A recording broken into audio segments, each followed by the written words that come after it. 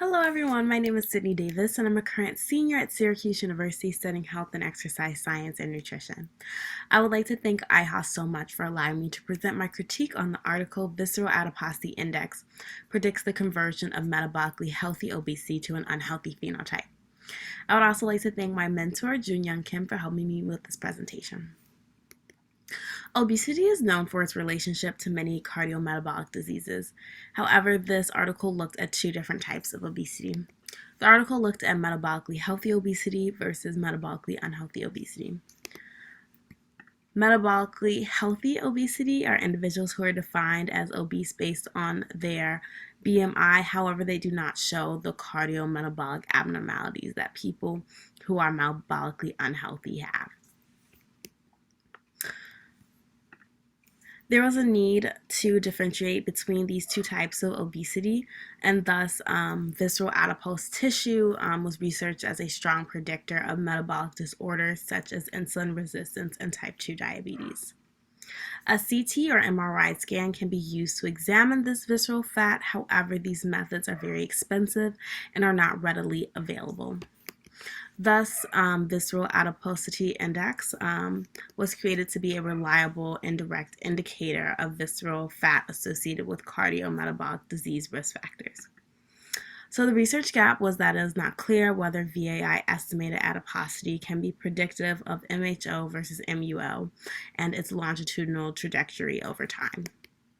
The purpose of the study, there were two aims. The first aim was to determine the association of VAI estimated visceral adiposity with the MHO to MUO conversion over time, and the second aim was to determine the predictive value of VAI in estimating the conversion. So the research design and the participant recruitment. So originally the study took a look at over 40,000 individuals, and they narrowed it down to 2,204 participants. There are 1,567 men and 628 women. The subjects were followed for a median of 41.1 months with a range of 6 to 80.5 months. VAI was calculated at this baseline.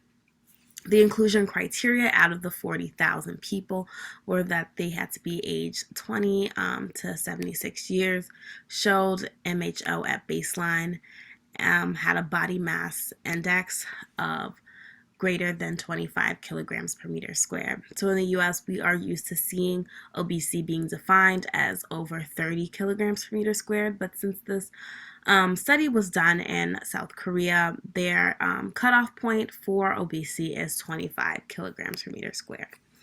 The exclusion criteria included people who have taken drugs that may affect lipid metabolism, people who had a history of cardiovascular disease at baseline, and occult infection or other inflammatory processes, which were defined as having an IOHSK of greater than 10 milligrams per liter. So they first measured anthropometrics, including weight, height, BMI, and waist circumference. They also did a questionnaire on medical history as well as drinking and smoking. They took their blood pressure, and then they collected blood, and then they looked at their insulin, fasting glucose, lipid parameters, HSCRP, and liver enzymes. So to be defined as medically unhealthy, they had to at least meet one of these several criteria. And then from the original 40,000 people that they looked at and took data from, they used it to compare to the actual participants that were included in the research study. And out of those 40,000 people, they were separated into four groups. And those four groups were metabolically healthy, non-obesity, metabolically unhealthy with no obesity, metabolically healthy with obesity, and then medically unhealthy with obesity. So these are the equations that they used to define VAI. They're sex specific, so they were broken down. There are two equations for men and women, and then the VAI was formulated assuming a VAI of 1 for healthy subjects without obesity with normal adipose distribution and normal triglyceride and HDL-C levels. So here are the results of their study. So out of the 2,204 participants that were defined as MHO in the beginning of the study, 46%, so 1,104 of the subjects converted to MUO state in their last follow-up visit, whereas 33.6, so 740 subjects remained at MHO.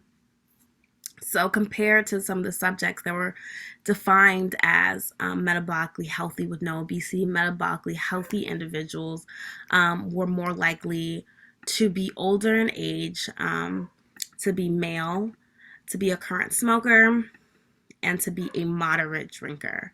And they had a less favorable risk profile when it came to metabolic diseases. Interestingly enough, there was no difference in the proportions of physically active individuals between the MHO and the MHNO groups. And the menopause state was one significant contribution to the conversion of MHO to MUO state in women.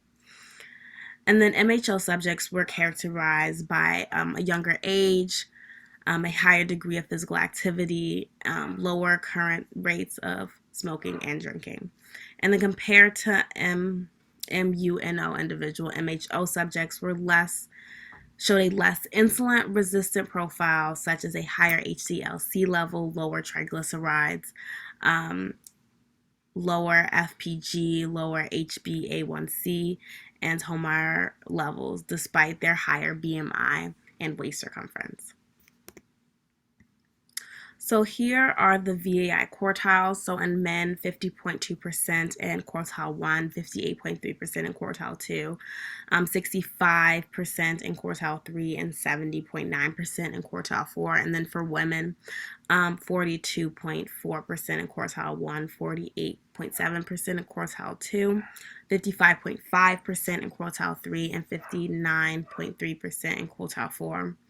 And then there was an increase in the VAI quartiles was associated with an increase of incidence of MUO conversion from the MHO state. So in this table, it just shows that VAI had a greater predictive power than waist circumference.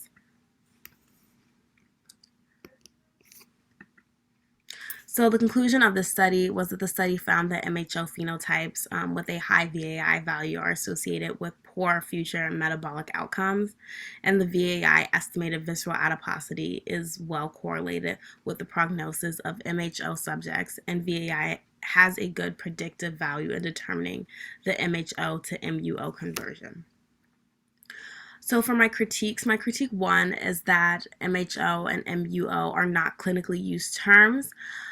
So they don't really have a set in stone definition. So the definitions that they use in the study are not applicable to every single study. So they should have used maybe a disease state such as metabolic syndrome or type 2 diabetes that have specific definitions and that can be reused in another study to come up with similar outcomes. My second critique is they used a wide range of ages in their participants. So they used ages from 20 to 76. And then some cardiometabolic diseases are age dependent. For example, when in the study they talks about menopause being a big determinant of conversion for women, that is an age-dependent matter. So younger women wouldn't have that same conversion because they hadn't hit menopause yet. And then also they had a wide range of follow-up periods. So the follow-up period was between 6 months and 80.5 months. So that's a big stretch in time. So if somebody came in January and then came in June, they may not have had that conversion, but somebody who was in the study for 2 or 3 years could have had a conversion just because it's just a longer period of time. And then my third critique is that a more reliable surrogate index of insulin sensitivity could have been used. So in the study, they used HOMAR, which is great, but it's kind of hard for smaller studies to conduct that tenths of a surrogate. So TG or HDL ratio provides a simple way to identify apparently healthy individuals who are insulin resistant and at an increased cardiometabolic risk. So again, I would like to thank my mentor, Joon Kim, so much for helping me with this presentation. I would like to thank Syracuse University, specifically the Department of Exercise Science and Falk College, and I would also really like to thank my clinical research lab members. And lastly, I would love to thank IOHSK again for allowing me to present my critique. Thank you guys so much.